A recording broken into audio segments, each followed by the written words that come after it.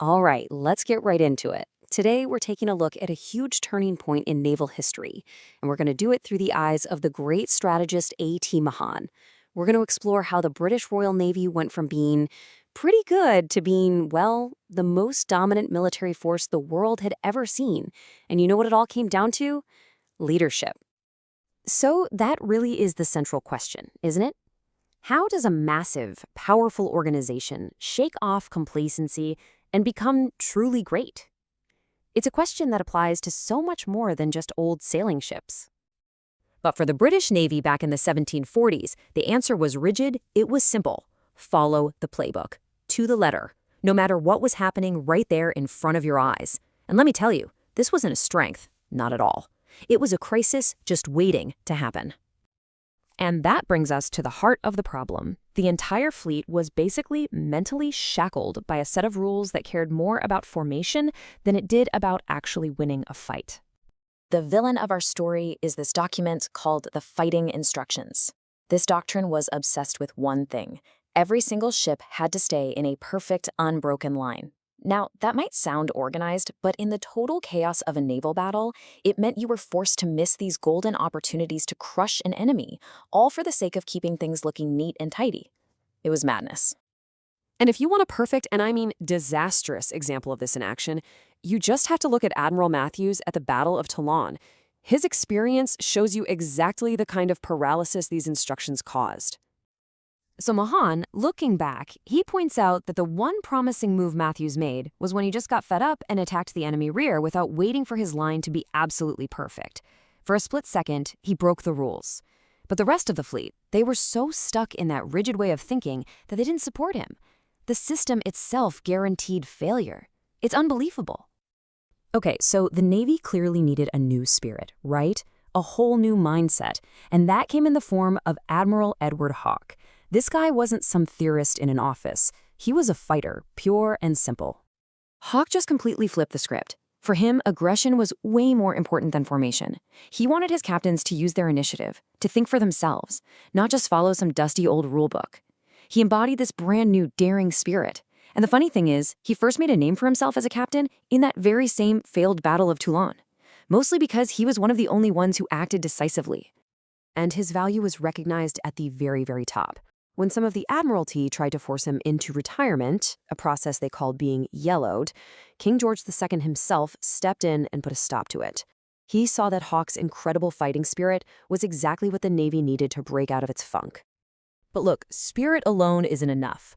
You need a structure to support it, you need an engine to make it all run.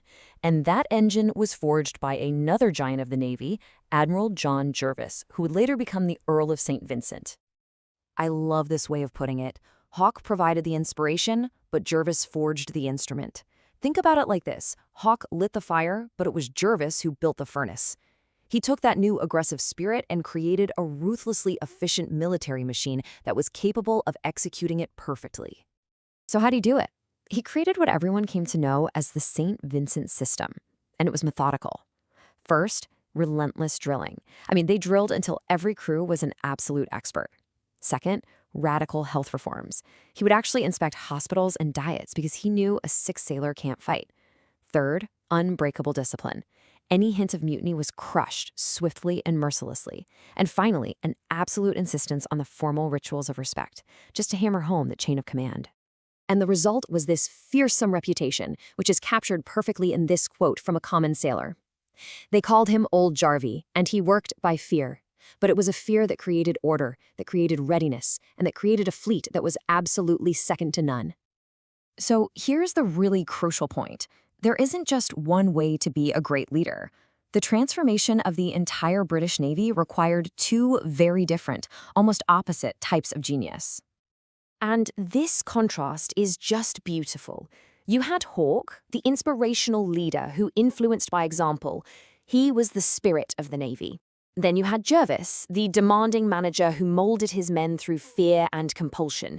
He was the system that guaranteed victory. One inspires, the other compels. One is sympathetic, the other is distant. Both were absolutely essential. And this variety of talent went even deeper than the top admirals.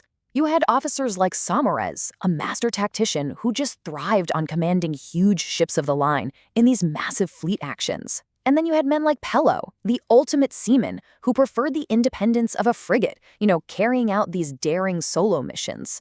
The new Navy had room for, and it needed, both. So, what was the result of all this? What did this new spirit and this new system actually achieve?